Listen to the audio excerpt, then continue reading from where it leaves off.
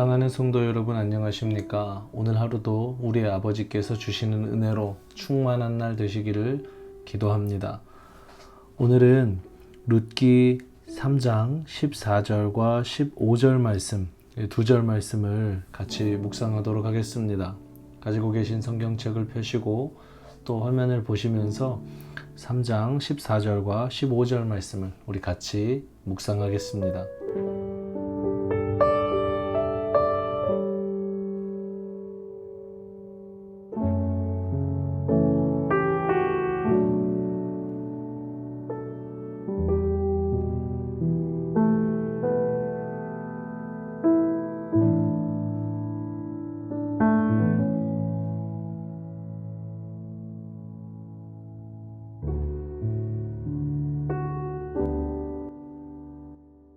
본문 14절 말씀은 이렇게 기록되어 있습니다. 룻이 새벽까지 그의 발치에 누웠다가 사람이 서로 알아보기 어려울 때에 일어났으니 보아스가 말하기를 여인이 타작마당에 들어온 것을 사람이 알지 못하여야 할 것이라 하였음이라.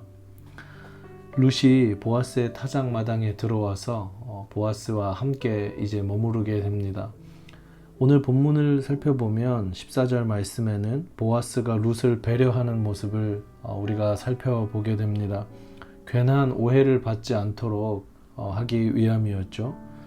혹시나 누가 본다면 룻이 행실이 좋지 못한 사람, 또 보아스 역시도 또 오해를 받을 수 있는 상황, 이렇게 되면 향후에 기업을 물을 자 이 의무를 행사할 때, 또 앞으로 이제 두 사람의 관계에서도 또 좋지 못한 이야기들이 있을 수 있기 때문에 미연에 이것들을 좀 방지하고자 또 룻을 배려하고자 지금 하는 모습입니다. 그리고 15절 말씀은 이렇게 기록되어 있습니다. 보아스가 이르되 내 겉옷을 가져다가 그것을 펴서 잡으라 하매 그것을 펴서 잡으니 보리를 6번 되어 룻에게 지워주고, 성경이 있으신 분들은 이 지워주고 위에 각주가 달려있는 것들을 보시게 되고, 아래쪽에 각주를 보면 이워주니, 그러니까 머리에다가 이어줬다는 거예요. 머리에 이어간다 혹은 이렇게 들고 간다. 근데 겉옷을 펴서 6번이나 보리를 되어줬다. 지금 무슨 말씀을 여기 기록하고 있냐면, 시어머니와 함께 당분간 이삭을 줍지 않아도 될 만큼 넉넉하고 풍성하게 주었다는 겁니다. 보아스를 통해 은혜를 받게 되는 룻은 이토록 넘치도록 받는 은혜, 이것을 경험하게 되죠. 우리 하나님 아버지께서도 우리 사랑하는 아들, 딸들에게 항상 은혜를 주실 때 넘치도록 주시는 분임을 기억하시고 정말 또 오늘 하루 그렇게 힘내셨으면 좋겠습니다. 오늘은 특별히 기업 물을 자에 대해서 한 번 더 살펴보려고 합니다. 기업 물을 자, 이제 향후 4장 마지막으로 넘어갈 때에 이 룻기서의 핵심이 되는 주제 중에 하나인데요. 기업 물을 자라는 말은 히브리어로 고엘이라는 뜻입니다. 고엘. 일반적으로 이 고엘이라는 말 자체는 가까운 나의 혈족, 또 친척, 친족, 이런 것들을 의미하는 단어인데요. 특별히 3가지 정도로 사용이 되었습니다. 첫째는 가까운 친족이나 형제 중에서 여러 가지 경제적 어려운 상황 때문에 스스로를 종으로 파는 경우가 있었습니다. 그러니까 스스로가 남의 집 종이 되는 거죠. 그래서 이제 그 빚을 갚거나 이제 탕감받거나 하는 경우가 있었는데, 이 고엘 제도는 첫 번째로 그래서 우리 가까운 친족 중에 종으로 팔려갔을 때 그 종의 값을 지불해주고 다시 자유인으로 돌려주는, 이럴 때 고엘이라는 말을 사용했고, 두 번째는 피치 못할 경우에 종은 되지 않지만 자기가 갖고 있던 땅을 다른 사람에게 파는 경우가 있었습니다. 땅을 빼앗기는 경우도 있었죠. 그렇게 되면 생활 터전이 없어지지 않습니까?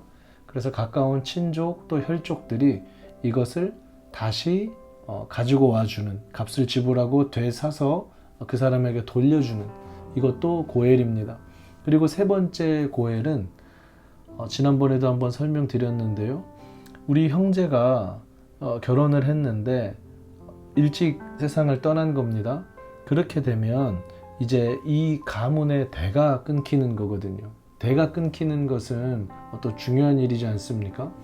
그래서 오늘 본문, 특별히 이 룻기 전체 내용을 본다면 엘리멜렉이라는 사람하고 나오미라는 사람이 결혼을 했죠. 그래서 엘리멜렉과 나오미가 결혼을 해서 아들을 낳았습니다. 말론과 기럐을 낳았어요.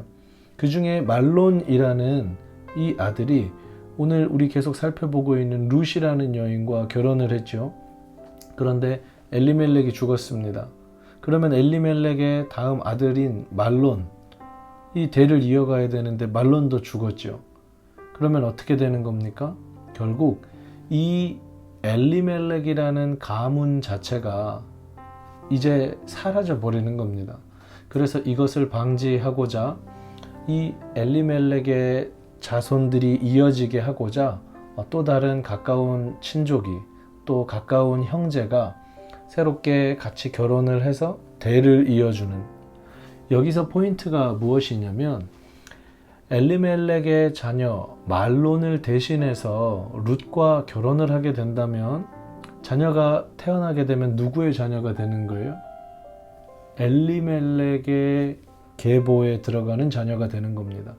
더 직접적으로 말하면 룻이 기업물을 짜 이 고엘에 관계되는 사람과 결혼을 하면, 본문에 다시 비춰보면 보아스와 룻이 결혼을 하면 아들을 낳았다고 할 때 이 아들은 보아스의 아들이 되는 것이 아니고 말론의 아들이 되는 것이고 엘리멜렉의 손자가 되는 것입니다. 이것이 기업물을 짜라는 제도입니다. 이 내용을 한번 또 잘 참고하시고 내일 이어지는 묵상에서 이제 하나님께서 이 기업물을 짜 제도, 이 제도의 핵심은 무엇입니까?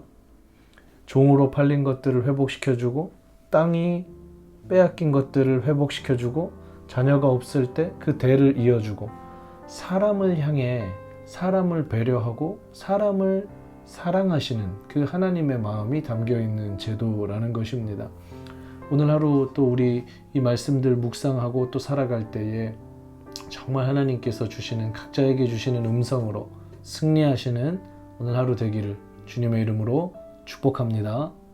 사랑하는 하나님 아버지, 각자의 자리에서 성실하게 삶을 살아가게 하시고 또 보아스가 룻에게 베풀었던 은혜를 기억하며 하나님께서 우리에게 베풀어 주신 은혜를 기억하며 감사함으로 또 사랑함으로 이 하루 살아내는 우리 모든 푸른 서연의 가족들 되게 하여 주옵소서. 예수님의 이름으로 기도합니다. 아멘.